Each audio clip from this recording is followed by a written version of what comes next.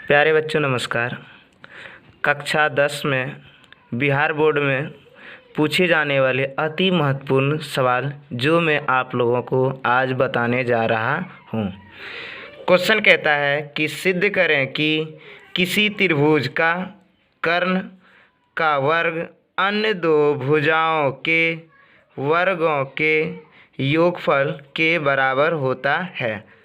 अर्थात कि A C का स्क्वायर बराबर A B square plus B C square होता है। जब या फिर इस क्वेश्चन को पाइथागोरस प्रमेय भी कह सकता है।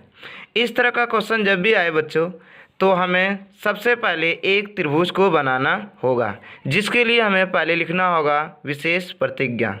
विशेष प्रतिज्ञा लिखने के बाद हमने क्या किया, एक त्रिभुज को बनाया। तो माना ए बी सी एक त्रिभुज है जिसका कोण बी क्या है, जिसका कोण बी समकोण है। तो हमें सिद्ध करना है कि ए सी स्क्वायर बराबर A B square plus B C square होता है। यानी कि ए सी का स्क्वायर बराबर ए बी का स्क्वायर प्लस बी सी का स्क्वायर होता है। तो इसके लिए हमें क्या करना होगा, एक रचना करना होगा। तो क्या किए, रचना लिख दिए। कोण बी से हमने क्या किया, बी डी लंब किस पर, तो ए सी पर डाला। ए सी पर क्या किए, डाला। अब हम लेकर चलेंगे प्रमाण। प्रमाण में लेंगे दो त्रिभुज को। तो जैसे ही लंब इस पर डाल दिया तो इसमें दो त्रिभुज बन गया। तो लेंगे एक बार ये बड़े वाले त्रिभुज को और एक बार छोटे वाले त्रिभुज को। तो लिखेंगे त्रिभुज ए बी सी तथा त्रिभुज ए डी बी में। दोनों त्रिभुज में प्यारे बच्चों पहले समझेंगे कि दोनों में बराबर क्या है। तो देखेंगे कोण बी बराबर कोण डी। कोण बी और कोण डी कितने डिग्री का कोण बना रहा है, तो 90 डिग्री का कोण बना रहा है। अर्थात एक क्या है, समकोण है। अर्थात क्या है, एक समकोण है। दोनों त्रिभुज में फिर देखेंगे कि कॉमन क्या है।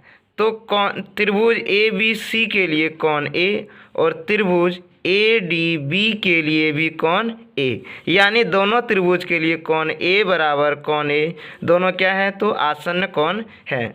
जब दोनों त्रिभुज की दो यानी कोण बराबर हो गए तो इसलिए एक स्टेप और भी दे सकते हैं कि इसलिए क्या, एंगल यानी कि कोण से त्रिभुज ए बी सी समरूप त्रिभुज ए डी बी होगा।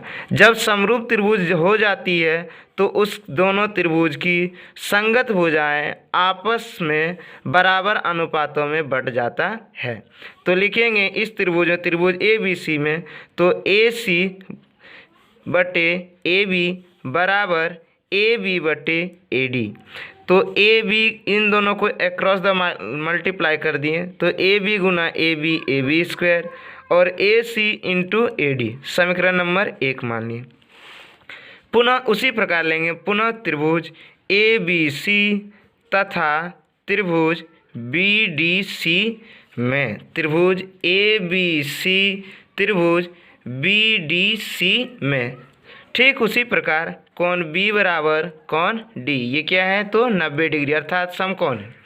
कोण सी बराबर कोण सी, ये दोनों त्रिभुज के लिए यानी ये कोण सी क्या है, आसन्न कोण है। इसलिए त्रिभुज ए बी सी समरूप त्रिभुज बी डी सी। जब दोनों त्रिभुज आपस में फिर समरूप हो गए तो उनकी संगत भुजाएं एक अनुपात में बराबर हिस्सों में बट जाती है। तो इसलिए ए सी बटे बी सी बराबर बी सी बटे सी डी, यानी फिर यहाँ पे मल्टीप्लाई कर देंगे यानी तिर्यक गुना, तो बी सी गुना बी सी स्क्वायर बराबर A C into C D समीकरण नंबर 2। तो समीकरण 1 और समीकरण 2 को आपस में क्या कर देंगे, जोड़ देंगे। तो ए बी स्क्वायर यानी लेफ्ट हैंड को लेफ्ट हैंड के साथ, राइट हैंड को राइट हैंड के साथ, तो A B square plus B C square, क्योंकि इधर था ए बी स्क्वायर इधर था बी सी स्क्वायर बराबर क्या बच गया, तो A C into A D, तो A C into A D, A C into A D plus A C into C D. अब क्या करेंगे, तो ए बी स्क्वायर का A B square plus B C square का B C square बराबर A सी दोनों में क्या है, कॉमन है, तो ए सी कॉमन ले लिए, बच गया क्या, A D plus C D. देखेंगे यहाँ पे कि A D plus C D बराबर क्या लिख सकते हैं, ए सी लिख सकते हैं। क्यों, क्योंकि ए डी बराबर डी सी किसके बराबर है, तो ए सी के, तो A D plus C D बराबर क्या हो जाएगा, ए सी।